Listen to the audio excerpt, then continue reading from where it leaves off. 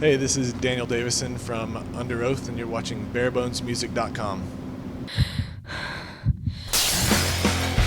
Barebones feature artist.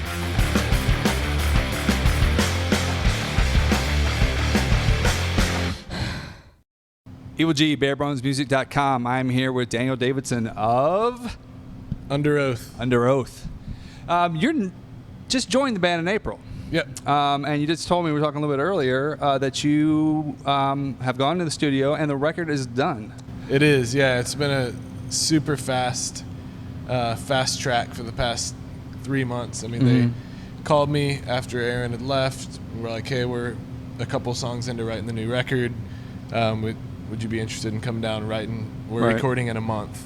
So I was like, yeah. So a couple days later, went down there. Like the day I got there, we didn't even play any old songs. It was just like, here, they had sent me like 3 or 4 demos, and we're like, learn these. I learned them, went down, worked on those, rewrote those, and ended up writing like, I ended up spending the next month there basically, and we wrote like 7 more songs and had 2 days off in between writing and went straight into the studio up in Atlanta. And yeah, we're there for 6 weeks and had a day off and started this tour. So you've just been nonstop hammering it since you got in the band. How was the transition going into, I mean, UNDEROATH has been on this touring cycle for this album for well over a year now. Yeah. So it seems like their cycles wind down to getting studio records ready to go. So I mean, how did you kind of transition into that, and how was it just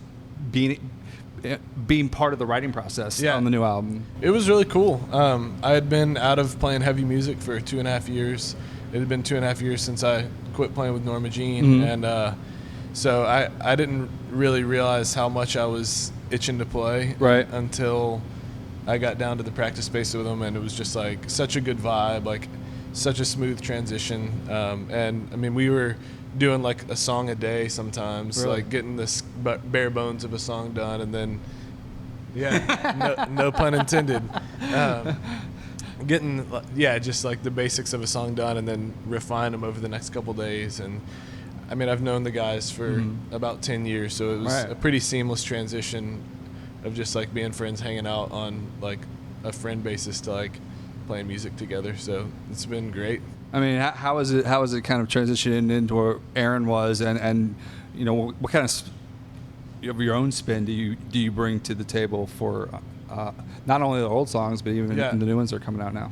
I mean, with the new songs, it was I mean, I didn't know what they were going to expect, if they wanted me to try and do stuff that I thought Aaron would have done or whatever. And they were like, no, just do your thing. Like, we want this record to be different. We want it to stand out from everything we've done. So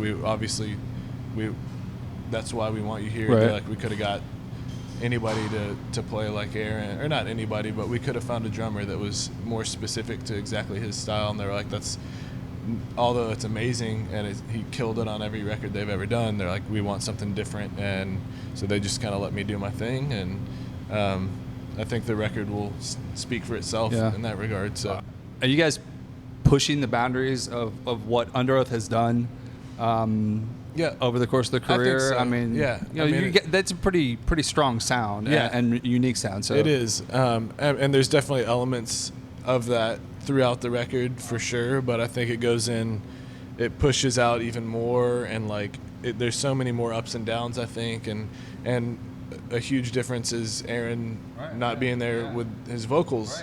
But Spencer took on that whole role, and I mean, he's been singing and screaming over the past couple records anyway, but a lot of people maybe didn't realize it, or just assumed it was all Aaron, but Spencer did a lot of the singing on the last 2 records as well.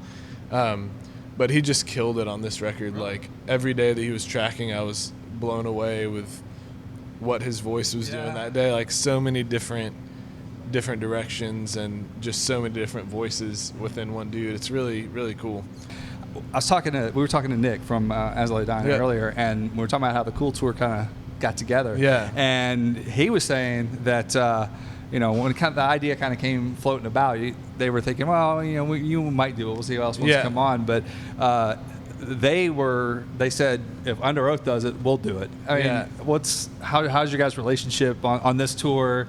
It seems like you guys have a real connection. Yeah. As far as just a pretty long history. Yeah, pretty long history with Yeah. each other. I mean, how's that going? How's all this thing going? It's great. It's a really cool tour. No pun intended again.